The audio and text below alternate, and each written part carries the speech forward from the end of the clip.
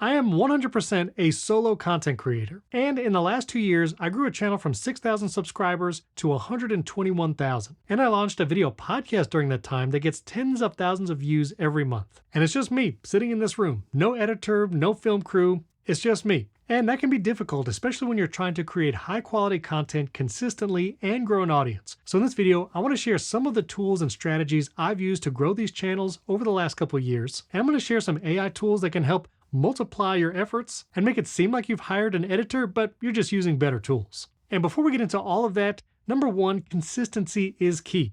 I wish I would have started putting a concerted effort years earlier, but as you can see, when I started posting consistently right around here, that's when the growth really started happening. And it's slow at first, but you have to stick with it. The best time to have started that channel or podcast was 10 years ago, but the second best time is right now, today. And you can do it with just a device you have in your hand. You don't need to invest thousands of dollars in gear, especially with all the tools out there that will make your audio and video look and sound great. I actually did an entire video about making a YouTube studio in your bedroom with just your phone. You can watch that video up here and I'll link it below. And number two, once you're consistent, make sure you focus in your niche. What are you passionate about? What are you knowledgeable about? And make sure you're appealing to that same audience video after video. If you have multiple interests, start multiple channels. That's great. But think about the subscriber who just watched your video about business or travel or whatever your niche is. Whatever video you're planning next should appeal to that viewer that just saw your last video.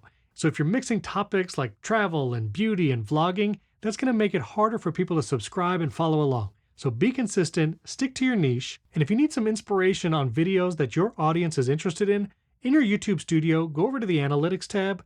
Then you can look at channels your audience watches, but even more so, videos your audience watches. These are videos that already appeal to people who watch your content, and this might give you some topics to focus on and new ideas, and then you can approach it in a fresh and unique way. All right, now for the tools. When I record my video podcast every week, the only way I can keep consistent and edit quickly is to record with the edit in mind. That means I'm sharing visuals while we record. This way it cuts down my editing time significantly. As you can see, this is my video podcast with my co-host Jason, and I'll be doing screen shares, playing media board files while we record. And because I use Riverside to record, when I jump in to edit it, all my screen shares and visuals are already placed automatically. I don't have to do any additional editing to add them later. To show you how I do it, here's my Riverside account, and you'll see all of our past video podcast episodes here. I'll go to jump into record, and here I am in the Riverside studio ready to go. Now, if I want to load videos, I can go to the media board here on the right and then upload videos ready to play, and I'll play these while we record.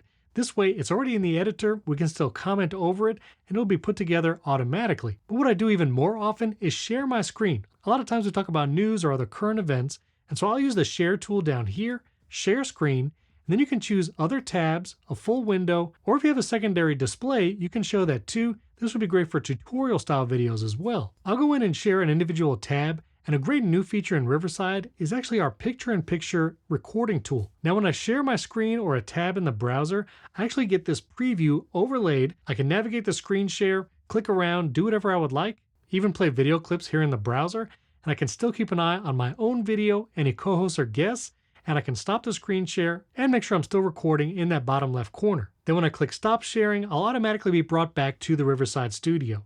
The picture-in-picture makes it way easier to screen share in high quality, which, by the way, Riverside does all your screen recording in HD quality. It happens locally on your device and then uploaded to your Riverside account later for you to do whatever you'd like. Also, Riverside has incredible live streaming tools, which I used for a solo live stream just recently. See, right now I'm actually screen recording. I still see myself picture-in-picture there in the Riverside studio, and I can go here, and this was a live stream that I did directly from Riverside.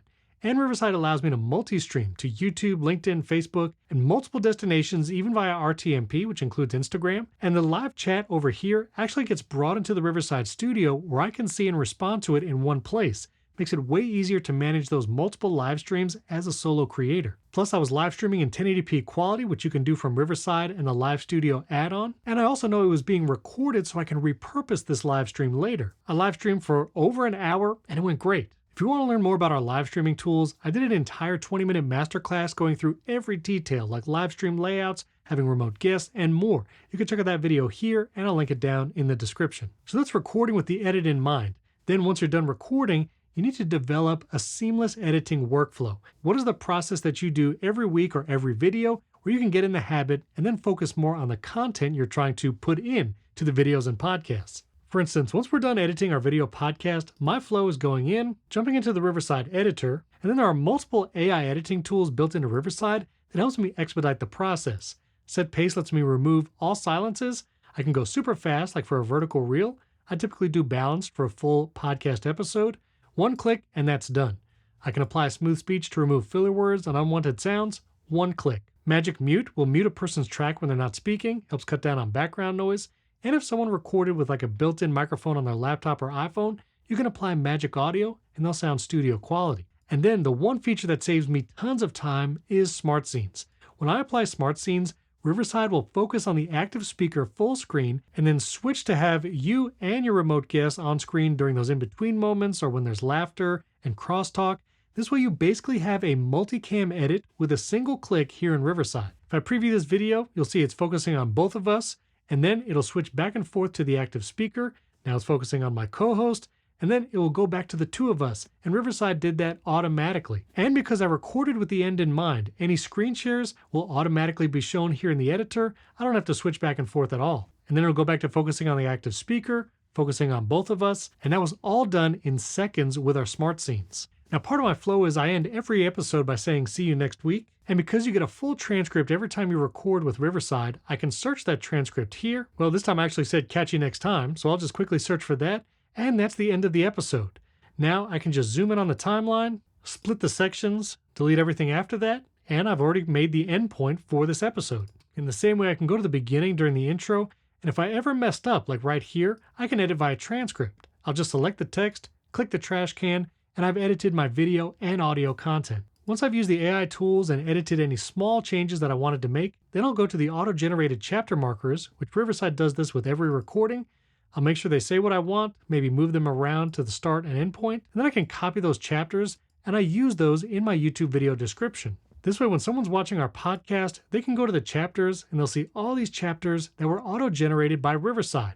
Just copy and paste those here in your video description, and YouTube generates them automatically. Then when I'm ready to export, I can export a 4K video file right here from Riverside, also jump over to audio and export an MP3, and then I have everything I need for my audio podcast, YouTube, and Spotify for Creators video podcast. Nailing down that streamlined editing process allows me to create that high quality video podcast, and it takes me less than an hour to get this video podcast edited and published on YouTube. And number 5, as a solo creator, you need to be everywhere so your content can be discovered. And part of that is repurposing your long form content as short form vertical videos. Well, with Riverside, you can literally do that in a single click. I can click up here in the editor, go to 9:16, and now I have a vertical video. I can click captions and then add animated captions with a single click. And now I have animated captions, engaging video, automatically formatted how I'd like. And we have newer features in Riverside. In addition to our image and text overlays, you can actually overlay videos right here. Maybe I'll search for technology, click a video, and this is all royalty-free videos. I can expand it to fill the frame. And now I have an engaging video overlay along with my animated captions created for this short form clip. Now I can create multiple pieces of content from this podcast, and I publish those as YouTube Shorts right here. You'll see all of these videos were made directly in Riverside, plus Instagram Reels and TikTok. But there's actually an even faster way to generate those videos using Riverside Magic Clips. Here on my episode recordings, I can go down to Magic Clips, click Generate. I can choose how long I want these clips to be and what topic to focus on. And in a few seconds, Riverside will generate multiple vertical videos from my long form content. And Riverside will automatically format it with those animated captions, me and my co-host formatted properly, and it's ready to download and share to social media. Plus, anytime I did a screen share or media board files, Riverside will include those even in the vertical clips to keep my content engaging. And that's how I can create multiple pieces of high quality content every week. Record with the end in mind, develop a fast workflow using AI editing tools, which is like hiring an editor, stay consistent, stay in your niche, and repurpose your content. If you'd like to learn more about my journey and how I grew that YouTube channel to over 100,000 subscribers, check out this video right up here where I share the keys to YouTube specifically. Also, don't forget to subscribe to the Riverside channel and hit that like button. We have lots of content both for gear, growing your channel or podcast, and more. Speaking of which, if you want to learn about the best USB mics, maybe to upgrade your audio, you can check out this video right up here where I compare the top 9 and rank my top 3 favorite USB microphones for this year. Leave comments below this video if you have any questions. I'll answer you personally. Thank you for watching, We can't wait to see what you create.